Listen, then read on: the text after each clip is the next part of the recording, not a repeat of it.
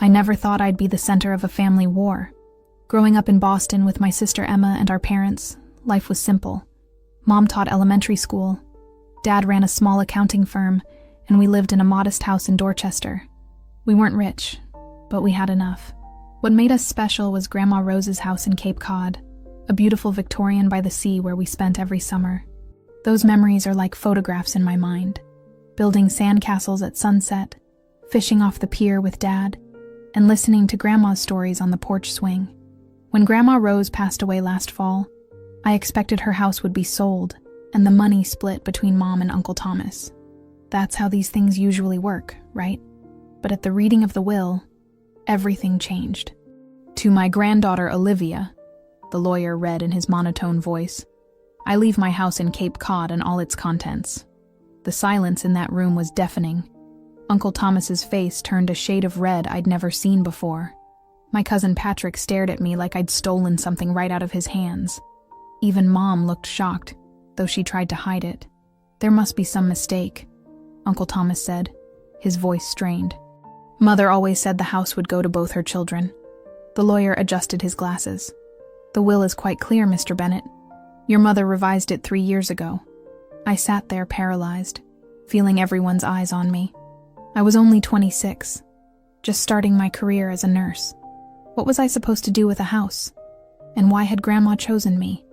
Uncle Thomas stormed out, and Patrick followed after giving me one last glare. Mom squeezed my hand. She must have had her reasons, Liv. The drive home was tense. Dad tried to lighten the mood, but Mom was quiet. I knew she was wondering the same thing as everyone else. Why me and not her? That night, my phone exploded with messages from Uncle Thomas's side of the family. Some accused me of manipulating Grandma in her final years. Others demanded I do the right thing and sell the house to split the money. Aunt Karen, Thomas's wife, called to remind me how they'd helped pay for Grandma's care when she got sick. We invested 10 years of our lives and thousands of dollars in that house, she said. And you, who barely visited after you started college, get everything? Her words stung because they weren't entirely untrue.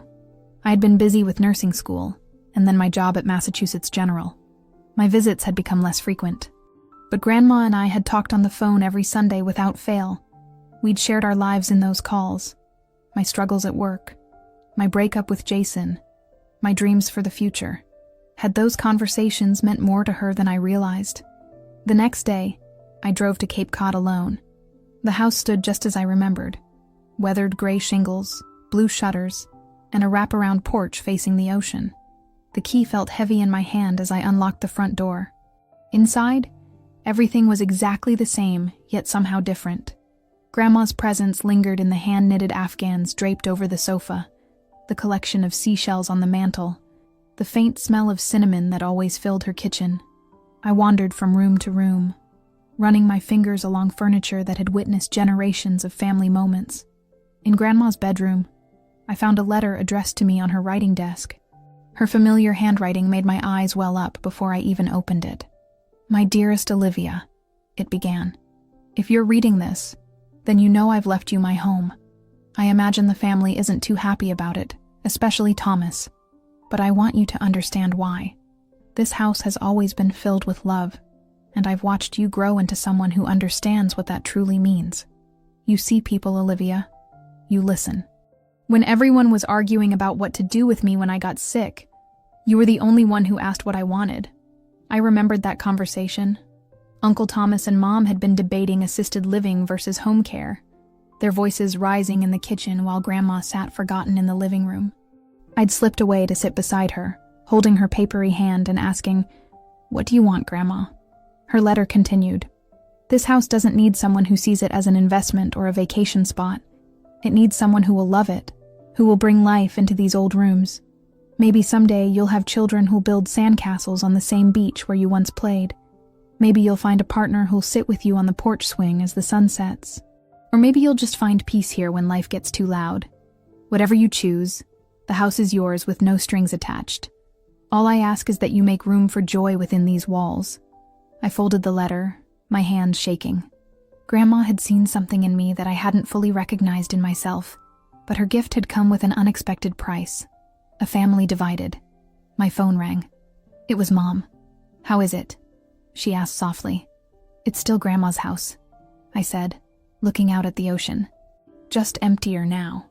"Thomas is talking about contesting the will," she warned. "He says Rose wasn't in her right mind when she changed it." The words felt like a slap. "That's not true, and you know it. Grandma was sharp until the end." Mom sighed. "I know, honey, but Thomas feels betrayed. He's been counting on selling that house for his retirement." "And what about you?" I asked, afraid of her answer. "Do you think I should give it up?" There was a pause. I think my mother made her choice, and she wasn't a woman who did anything without careful thought. Relief washed over me, but it was mixed with sadness. The house that had once brought our family together was now driving us apart. That evening, I sat on the porch swing watching the waves. A text from my cousin Patrick popped up. "Hope you're enjoying your theft." I turned off my phone. The inheritance that should have felt like a blessing now felt like a burden. But as the ocean breeze wrapped around me, I could almost hear Grandma whispering, "Stand your ground, Olivia. Some gifts are worth fighting for." And in that moment, I decided I would. This wasn't just about a house anymore. It was about honoring Grandma's wishes, about proving she hadn't misplaced her faith in me. The family war had just begun, but I wasn't going to surrender without a fight. The family meeting was Mom's idea. "We need to clear the air," she insisted over the phone. 2 months of cold shoulders and nasty texts isn't solving anything." I agreed reluctantly. Maybe it was time to face everyone instead of hiding out in Grandma's house. My house, avoiding the conflict. So on a chilly Saturday in March, they all arrived. Mom and Dad, Uncle Thomas and Aunt Karen, cousins Patrick and Melissa. The tension they brought made the spacious living room feel claustrophobic. Uncle Thomas spoke first, not bothering with pleasantries. "I've consulted with a lawyer," he announced, standing by the fireplace like he was making a corporate presentation. "There are grounds to contest the will. Mother changed it when she was 78, and we have concerns about undue influence." I felt my face flush. Undue influence? You mean talking to my grandmother on the phone every week? Sending her cards? Being her granddaughter? "You were her nurse," Patrick chimed in, arms crossed. "You knew exactly what to say to manipulate her." "I wasn't her nurse. I'm a nurse in general. There's a difference." My voice was rising despite my efforts to stay calm, and I never once discussed the will with Grandma. Mom stepped in. "Thomas, Rose was perfectly competent when she changed her will. Dr. Miller saw her regularly, and he can attest to that. She was old and impressionable," Aunt Karen said, her diamond tennis bracelet catching the light as she gestured dismissively. "And I'm sorry, but it's just not fair. We've put money into maintaining this place for years. New roof in 2018, updated plumbing in 2020. Where was Olivia then? I was working 60-hour weeks at the hospital and paying off student loans," I shot back. "And Grandma never asked me for money." Dad, ever the peacemaker, raised his hands. "Maybe there's a compromise here. Olivia, what if you kept the house but compensated the family for their investments over the years?" I looked around at these people I'd known all my life, now staring at me like I was a thief. The weight of their expectation pressed down on me. They were waiting for me to cave, to admit I didn't deserve what Grandma had given me. "I found Grandma's financial records," I said quietly, pulling a folder from the drawer of the side table. "Every repair, every renovation, she paid for all of it herself. She kept meticulous records." Uncle Thomas's face reddened. "That's not possible. We sent her money regularly." "Yes, you did," I agreed, flipping through the papers. "And she saved it. For you." I pulled out a bank statement. She opened college funds for Patrick and Melissa. There's over $30,000 in each account. Melissa's eyes widened, but Patrick scoffed. "We're way past college." "Then it's just a gift," I said. "But the point is, she never spent your money on this house. She wanted you to have it for yourselves." Uncle Thomas snatched the papers from me, scanning them with narrowed eyes. The room fell silent except for the ticking of Grandma's old clock on the mantel. "This doesn't change anything," he finally said, but his voice had lost some of its conviction. "The house should still be part of the estate for all of us to share." I stood up, surprising even myself with my steadiness. "I want to show you something." I led them upstairs to the small room that had always been mine during summer visits. Opening the closet, I pulled out a stack of sketchbooks. Grandma kept everything, I explained, laying them on the bed. Each book was filled with drawings I'd made over the years. The lighthouse at dawn, seagulls on the beach, Grandma knitting on the porch. She saved every birthday card I sent, every letter from nursing school. I pointed to the bulletin board where she'd pinned them all. She saved our stuff too, Patrick muttered, but he sounded less certain. I'm sure she did, I nodded. Grandma loved all of us, but this house... I gazed out the window at the ocean beyond. This house was special to me in a way you all couldn't understand because you had so much more. Uncle Thomas, you had the family business, the big house in Wellesley, the country club membership. Patrick and Melissa, you had private schools and European vacations. We worked hard for those things, Aunt Karen interjected. I know you did, but this house was the only place I ever felt special. Grandma knew that. When I was 12, I told her I wanted to live here forever. She said maybe someday I would. Mom's eyes filled with tears. You never told me that. The room felt different now. The anger had faded, replaced by something more complicated, a mixture of memory and loss that we all shared. Uncle Thomas cleared his throat. Even if what you're saying is true, this property is worth over $1 million. It's not just about sentimentality. I know, I said, meeting his gaze. That's why I've made a decision. I'm not selling the house and I'm not giving it up, but I am opening it to the family. I explained my plan. The house would remain mine, as Grandma intended, but every family member would have guaranteed time here each year, 2 weeks for each household, scheduled in advance. All I asked was that they respect the property and contribute to a maintenance fund for repairs. It's not what you wanted, I acknowledged, but it honors what Grandma wanted while still keeping the house in the family for everyone to enjoy. Uncle Thomas stared out the window for a long moment. We'll consider it, he finally said. That wasn't acceptance, but it wasn't rejection either. As they filed out of the room, Mom lingered behind. Your grandmother would be proud of you, she whispered, squeezing my hand. You didn't back down, but you didn't shut them out either. After they left, I walked along the beach, the March wind whipping my hair. 2 gulls squabbled over a piece of shell before flying off in opposite directions. Families were messy, I reflected. You couldn't force harmony, but you could create space for it to grow. That night, Emma called. My sister had been traveling in Australia during all the drama, getting updates from Mom but staying out of it. So how'd it go? She asked. World War III? More like a ceasefire, I said, curling up on Grandma's old armchair. They're still not happy, but I think they're starting to understand. Good for you, standing your ground, Emma said. I've been worried you'd give in just to keep the peace. I almost did, I admitted. But then I remembered something Grandma used to say. Peace at any price isn't peace at all. It's surrender. Emma laughed. Sounds like her. So what now? I looked around the quiet house, imagining summer voices filling it again. Children running up and down the stairs, screen doors slamming, the smell of clam chowder drifting from the kitchen. Now I make this place mine, I said, while keeping it a little bit everyone's too. Delicate balance, Emma commented. Life usually is, I replied. And for the first time since the will reading, I felt something like peace settle over me. The war wasn't over. Uncle Thomas wouldn't give up easily, and Patrick might never forgive me, but I'd found my footing. Grandma had trusted me with her legacy, and I wouldn't let her down. Outside, the tide was coming in, waves washing away the day's footprints on the sand. Tomorrow would bring fresh tracks, fresh challenges, but tonight, in this house by the sea, I was exactly where I was meant to be. Spring turned to summer, and an uneasy truce settled over our family. Uncle Thomas had grudgingly accepted my compromise, though our conversations remained strained and formal. Patrick still refused to speak to me directly, communicating through his sister Melissa when necessary. At least Melissa had softened, especially after spending a weekend at the house in May. I forgot how peaceful it is here, she'd admitted, watching the sunset from the porch. Patrick's being stubborn, but he'll come around eventually. I wasn't so sure. Some wounds don't heal easily, especially when pride is involved.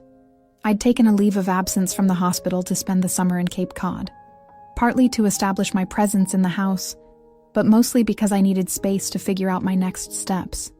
Boston felt distant now, my apartment there more of a storage unit than a home. Each morning, I woke to the sound of waves and seagulls, feeling Grandma's presence in every corner of the house.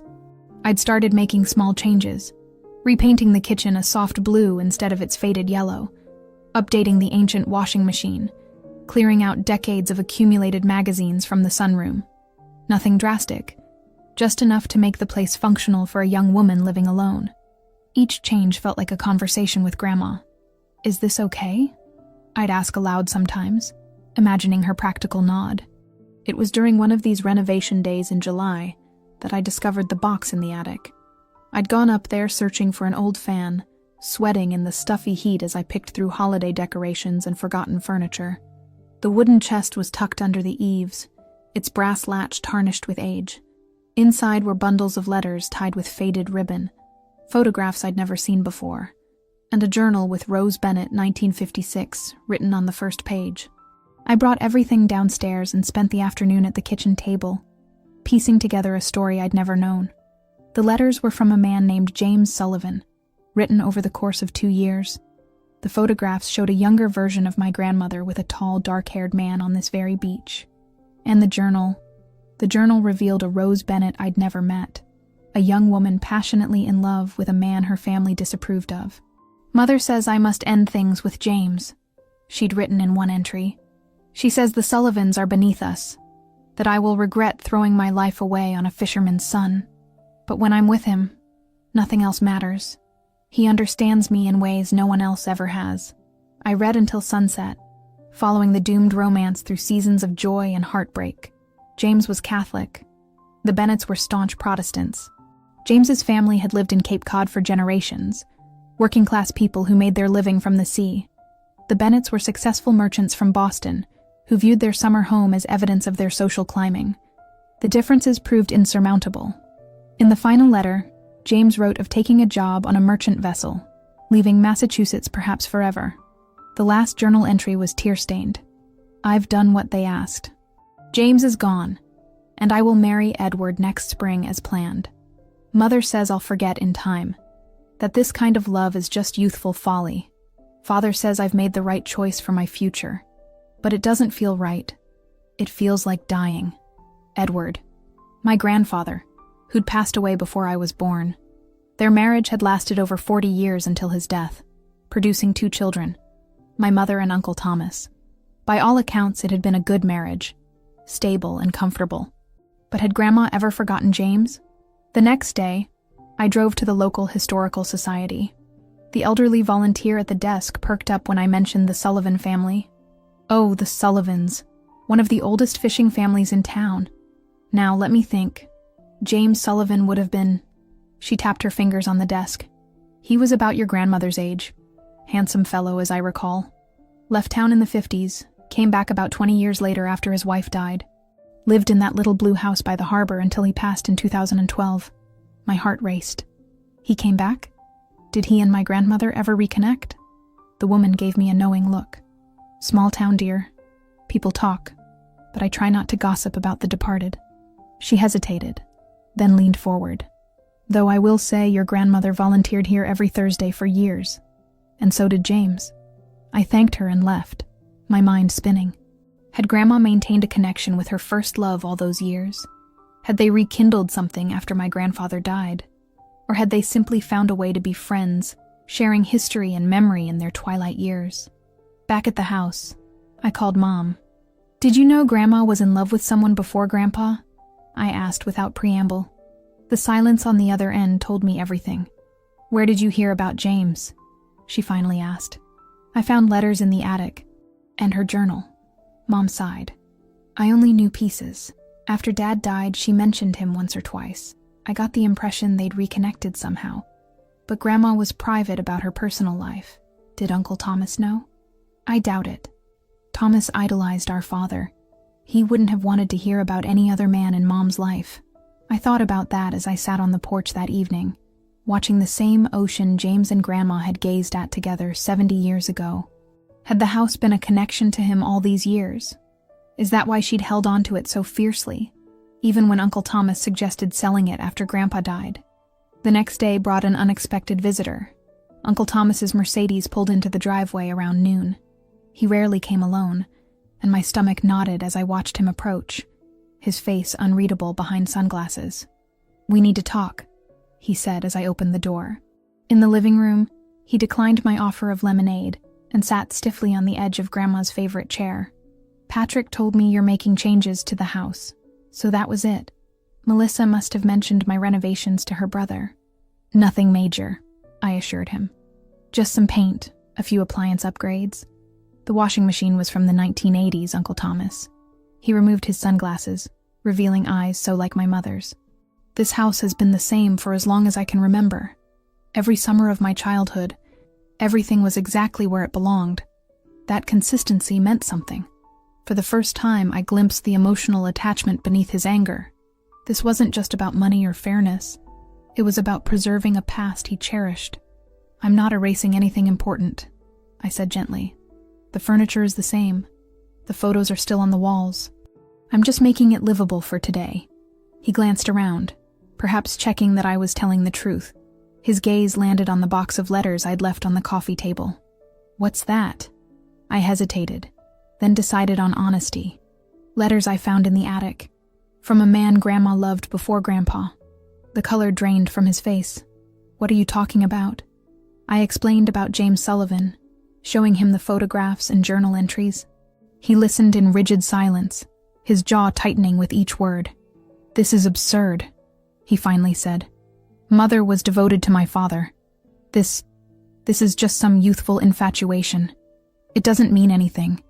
"It meant something to her," I countered. "She kept these letters for 70 years. Uncle Thomas stood abruptly. "I don't know what you're trying to prove with this invasion of privacy.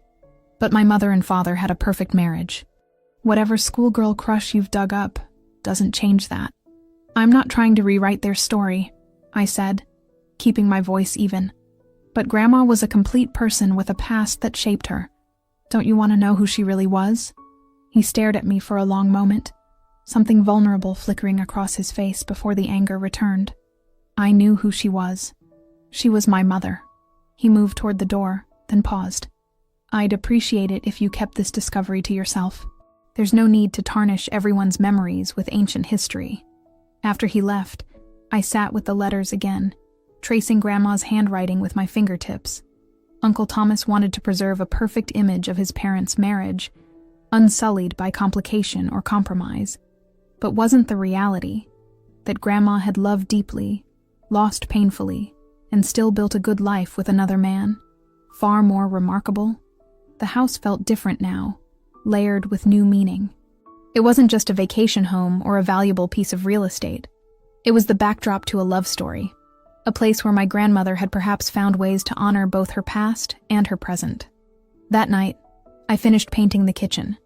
The blue was different from what Grandma would have chosen, but as I watched the evening light play across the walls, I imagined her standing there with James in another life, laughing, dancing, building a different kind of future than the one she'd lived. "I'll take care of our house," I whispered to her memory, and to his. Perhaps that's why she'd left it to me. Not because I was her favorite, but because she sensed I would understand its complicated history, the joy and heartache embedded in its walls. In the morning, I called a stonecutter in town. "I'd like to place a bench," I explained, "on the bluff overlooking the beach, with an inscription."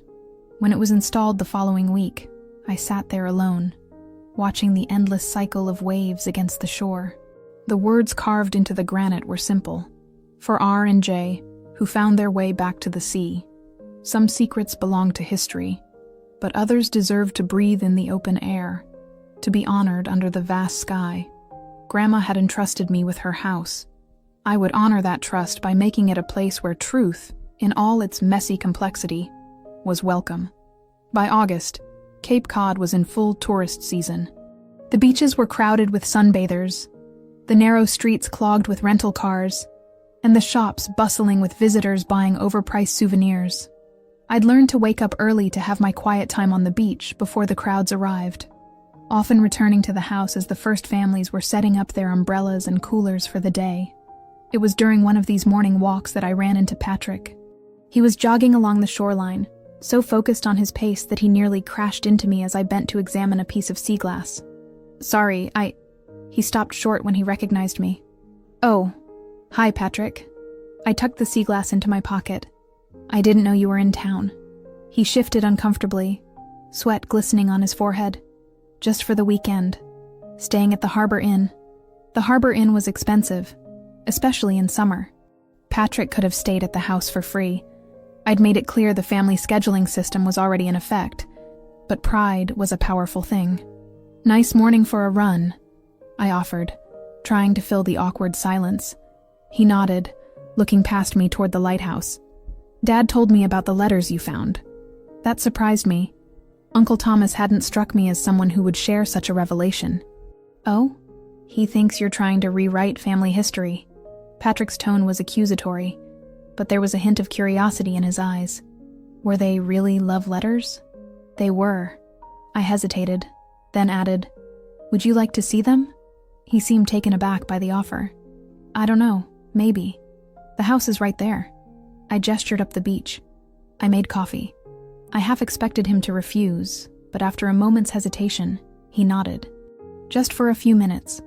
The walk back was silent but less tense than I'd anticipated. At the house, Patrick paused on the porch, taking in the fresh paint on the shutters and the new cushions on the wicker furniture. It looks good, he admitted reluctantly. Different, but good. In the kitchen, I poured coffee while Patrick examined the blue walls. Grandma would have liked this color, he said, surprising me again. She always said the kitchen was too yellow. Really? I thought you'd be upset about the changes. He shrugged. Dad's the one who wants everything frozen in time. I just went along with it because...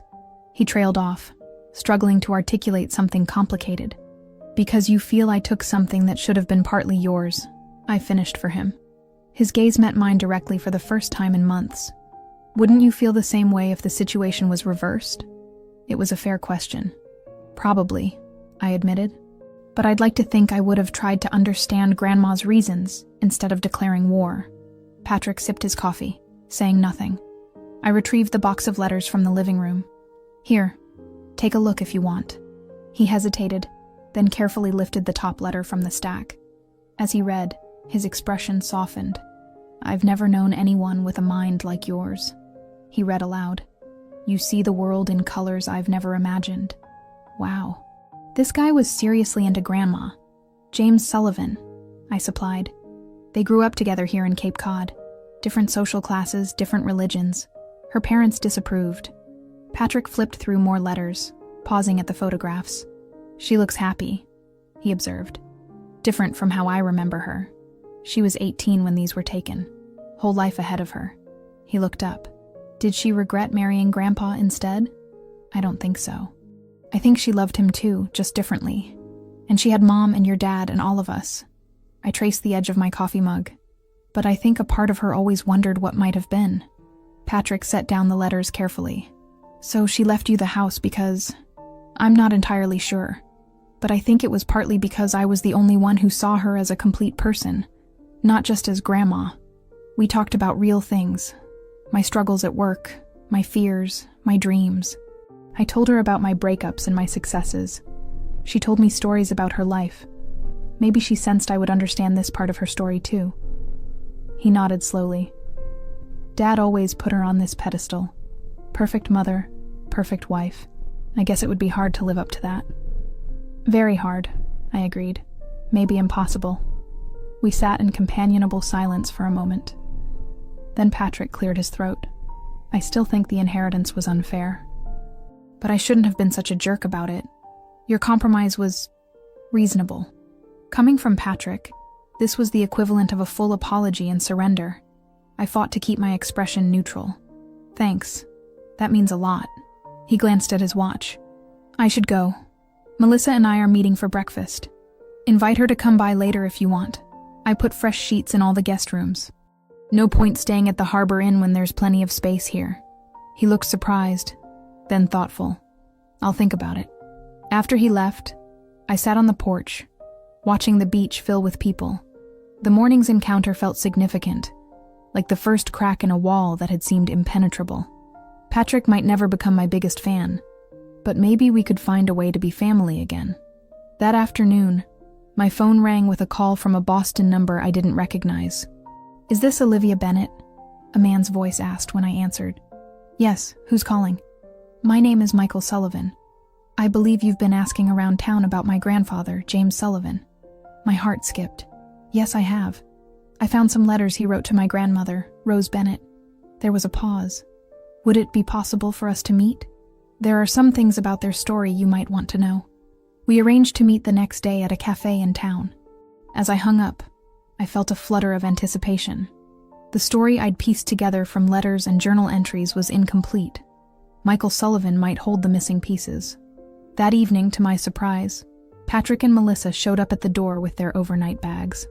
The inn was too noisy, Patrick claimed, though I suspected the real reason had more to do with curiosity than accommodations. As we sat on the porch watching the sunset, Melissa asked about the letters. I told them what I knew, and about the call from Michael Sullivan. "I'm coming with you tomorrow," Patrick declared. "If this guy knows something about our grandmother, I want to hear it too." "Me too," Melissa chimed in. "This is like a mystery novel unfolding in real life." I smiled, feeling a warmth that had nothing to do with the summer evening. "Grandma would love this," I said. "All of us together, trying to understand her better. She'd probably say we're making a fuss over nothing," Patrick countered, but he was smiling too. As night fell, the three of us sat listening to the waves, sharing memories of summers past. The house felt alive again, filled with voices and laughter. Whatever revelations tomorrow might bring, tonight was a victory. A small step toward healing the rift that had threatened to tear our family apart. Looking out at the darkened ocean, I whispered a silent thank you to Grandma Rose. Her final gift wasn't just the house. It was the journey we were on because of it. A journey toward understanding not just her, but ourselves. The cafe where I'd arranged to meet Michael Sullivan was a small place near the harbor, touristy, but not overly crowded on a weekday morning. Patrick, Melissa, and I arrived early, claiming a table by the window with a view of the boats bobbing in the water. "How will you recognize him?" Melissa asked, stirring her latte. "He said he'd be wearing a blue cap with a fishing boat logo," I replied, scanning the entrance. Patrick drummed his fingers on the table. "What if this is just some scam? Guy heard about the rich Bennett family and cooked up a story to get money." "Always the skeptic," Melissa sighed. "Not everyone is after our money, Pat. Statistically speaking, a surprising number of people are," he retorted. But there was no real bite to his words. I spotted him before he spotted us. A man in his late 50s with salt and pepper hair and the promised blue cap. He had a weathered face and bright blue eyes that surveyed the cafe carefully. Something about those eyes seemed familiar. I raised my hand, and he nodded, making his way to our table. "Olivia?" he asked, his voice the same as on the phone. "Yes, and these are my cousins, Patrick and Melissa Bennett." Michael shook hands with all of us, settling into the fourth chair.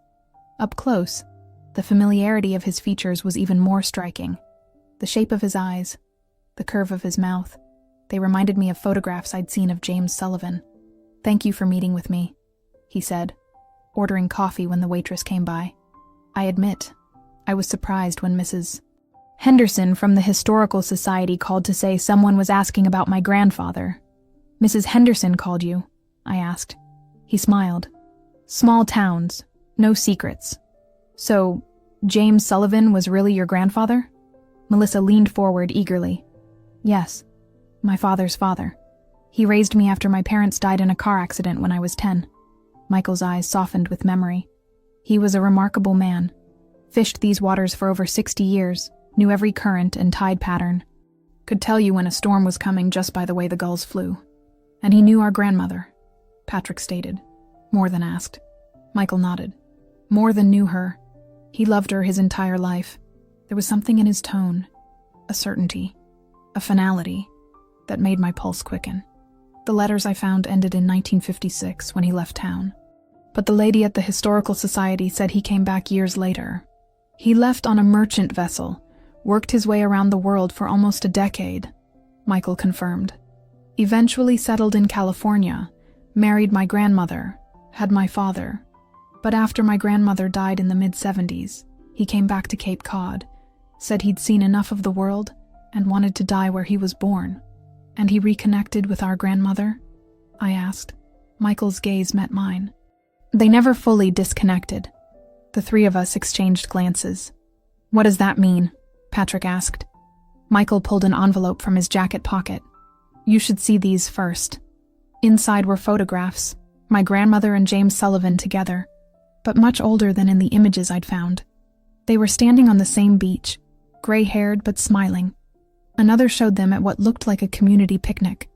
A third captured them sitting on a bench, the same spot where I'd recently placed the granite memorial. These were taken in the 80s and 90s, Michael explained. After your grandfather died, they saw each other openly. Before that, they were careful. Patrick's face darkened. Are you suggesting they had an affair while our grandfather was alive? Michael shook his head. Not physical, no. My grandfather respected marriage too much for that. But they wrote to each other for decades.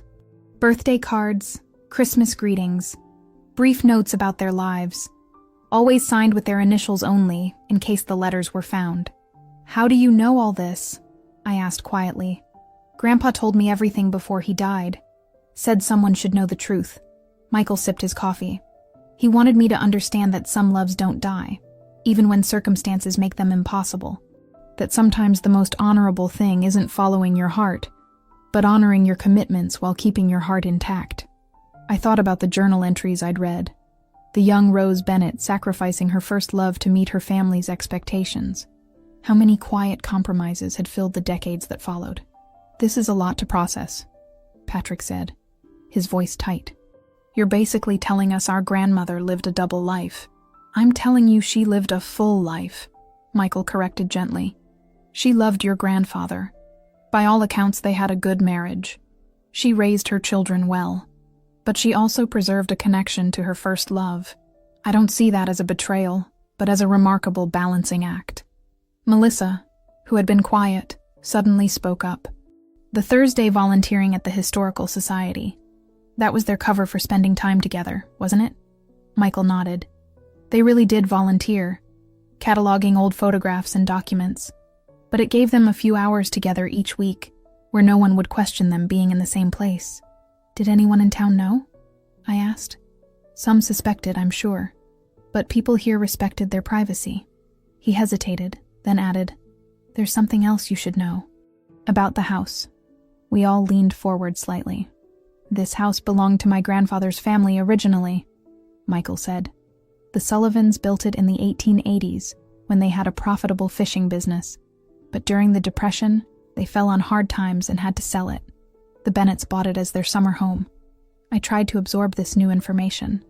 So when Grandma spent summers here as a girl, she was living in the house where James had grown up. That's how they met. He still lived nearby and worked on the fishing boats. The first time they spoke, he told her she was sleeping in what used to be his bedroom. The revelation settled over us like a spell.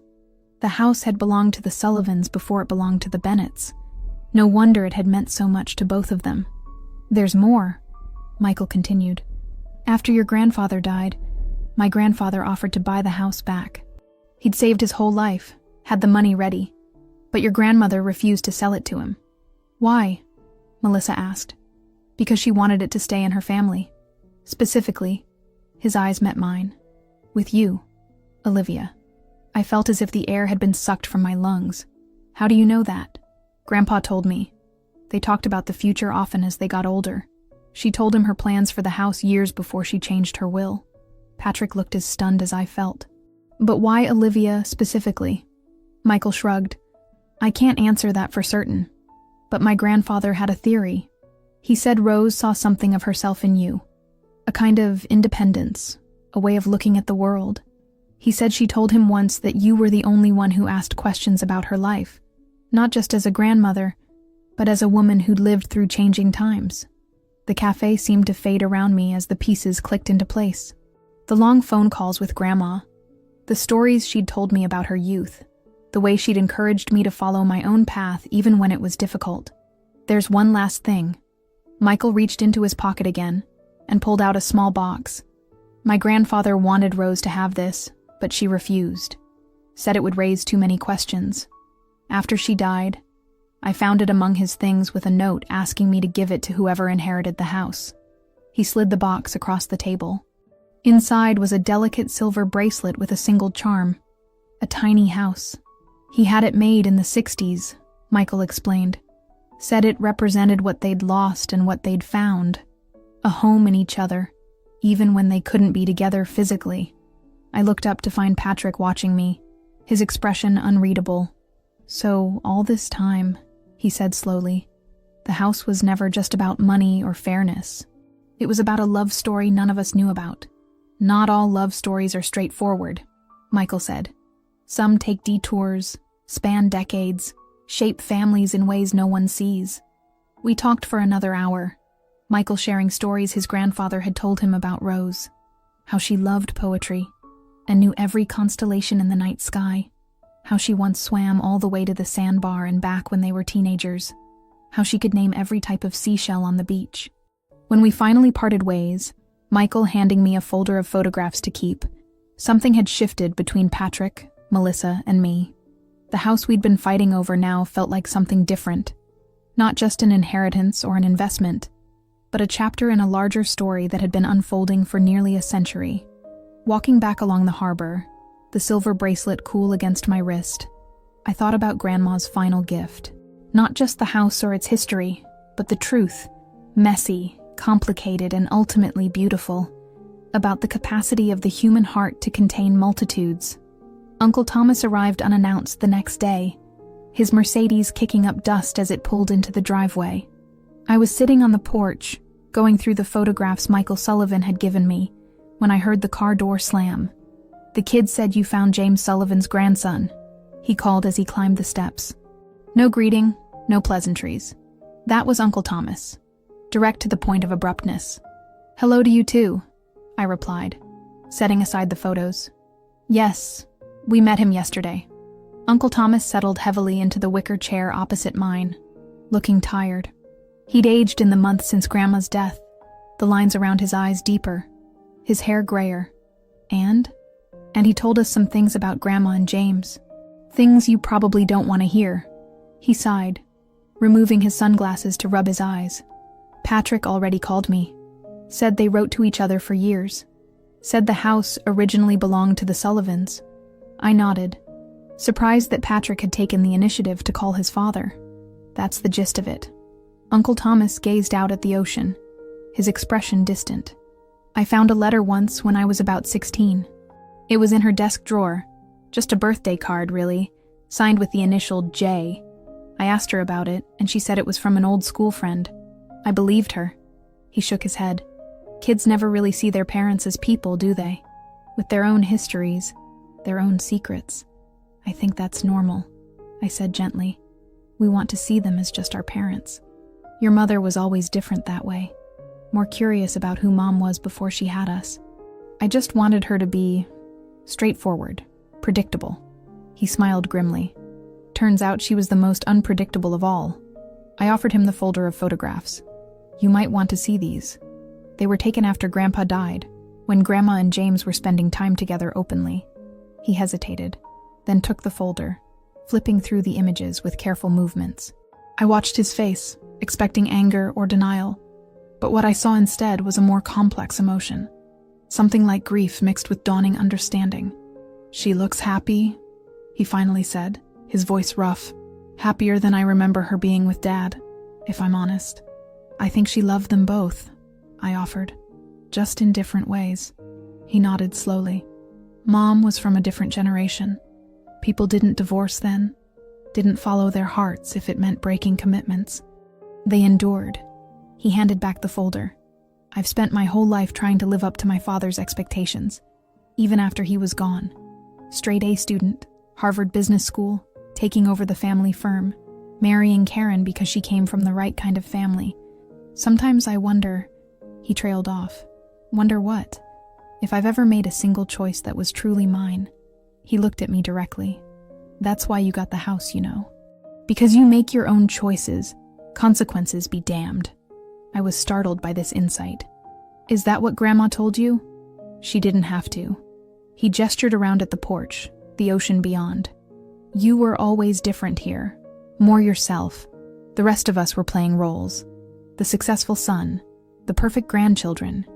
You were just Olivia, asking questions, making messes, challenging everything. Mom loved that about you. The admission hung between us like a fragile thing. Uncle Thomas had never spoken to me this way, never revealed anything so personal. "I'm sorry about how I reacted to the will," he said after a moment. "It wasn't really about the money. It was about feeling like she chose you over me, over all of us. She didn't, though. Not really." I twisted the silver bracelet on my wrist. I think she chose to honor a part of her life that had been hidden too long. The house connects to James, to their story. Maybe she wanted someone to finally know the whole truth. Uncle Thomas nodded, seeming to accept this. "Patrick mentioned your offer to let us use the house. I appreciate that. It's only fair. This is still a family home." He glanced at his watch, already retreating behind his usual reserve. "I should go. Karen's expecting me back for dinner." He stood, hesitating. "The bench you put on the bluff. Patrick told me about that too. For R&J, I confirmed. I didn't know the full story then, but it felt right. "It is right," he said quietly. "Thank you for doing that for her." After he left, I sat watching the afternoon light play on the waves, thinking about the generations that had passed through this house, the Sullivans who built it, the Bennetts who summered in it, and now me, trying to honor them all. Mom called that evening, eager to hear about the meeting with Michael Sullivan. "So it's true?" she asked after I recounted everything. "They kept in touch all those years?" "Apparently so." I curled up on the window seat in what had been Grandma's bedroom. "Did you ever suspect anything?" I had moments of wondering. After Dad died, she seemed to find her footing so quickly. Started volunteering, joined a book club, seemed almost energized. I remember thinking it was strange for a new widow to seem so alive. She paused. Once, I ran into her having lunch with a man in town. She introduced him as James, said he was on the Historical Society board with her. I didn't think much of it at the time. That was him, I confirmed. James Sullivan. Looking back, I can see it now. The way she lit up when she talked about her volunteer days, the walks she took alone on the beach. Mom sounded contemplative rather than upset. I'm glad she had that. After a lifetime of doing what was expected, she deserved some happiness on her own terms. We talked until darkness fell, sharing memories of Grandma, seeing them now through this new lens of understanding. When we hung up, I felt a sense of peace settling over me. The next morning, I woke early and walked down to the beach. The tide was out, revealing a wide stretch of sand dotted with shells. I collected a few, remembering how Grandma and I used to do this together when I was small. She knew the name of each one: angel wing, jingle shell, moon snail. Back at the house, I arranged them on the windowsill, a small altar to memory. Then I opened my laptop and began to write. Not just Grandma's story, but the story of the house itself, built by Sullivans, bought by Bennetts, now a bridge between past and present. As September approached, I faced a decision. My leave of absence from the hospital was ending. I needed to choose whether to return to Boston or stay in Cape Cod. The answer came more easily than I expected. I called my supervisor and resigned, then applied for a position at the local medical center. The salary would be lower, the prestige less, but something about being here felt right in a way Boston never had. The house was changing me, or perhaps revealing who I'd always been beneath the busy nurse, the dutiful granddaughter, the peacemaking niece. Here, with the constant sound of waves and the shifting light on the water, I was finding my own rhythm. Uncle Thomas called a week later with surprising news. "I've been thinking about what you said, about making choices that are truly mine." His voice had an unfamiliar energy. "I'm taking a sabbatical from the firm. 6 months, maybe a year." "Really? What will you do?" "Travel. Read books that aren't about business strategy. Maybe learn to sail." He laughed, the sound so unexpected it made me smile. "Karen thinks I'm having a midlife crisis. Are you? Maybe. Or maybe I'm finally having an authentic response to learning my mother kept part of herself hidden for decades. Either way, it feels necessary." After we hung up, I walked through the house. touching the walls that had witnessed so much: joy and sorrow, secrets and revelations, love deferred and love reclaimed. My house now, but always Grandma's too, and James's, and all the Sullivans and Bennets who had lived here before us. Outside, the September light was golden on the water. Soon the tourists would be gone, the beaches empty, the town quiet for the winter. Patrick and Melissa had already booked a week for Thanksgiving, and Mom was coming for Christmas. Even Uncle Thomas had tentatively asked about bringing his sailboat next summer. The family war had ended, not with a surrender, but with a deeper understanding. We were all more complicated than we appeared, just as Grandma had been, just as the house itself was more than just wood and glass and stone. On the bluff, I sat on the granite bench, feeling the sun warm on my face. "I understand now," I whispered, though there was no one to hear. "Why you chose me. Why the house matters." The only answer was the sound of waves breaking against the shore, constant as a heartbeat, enduring as love, but somehow it was enough.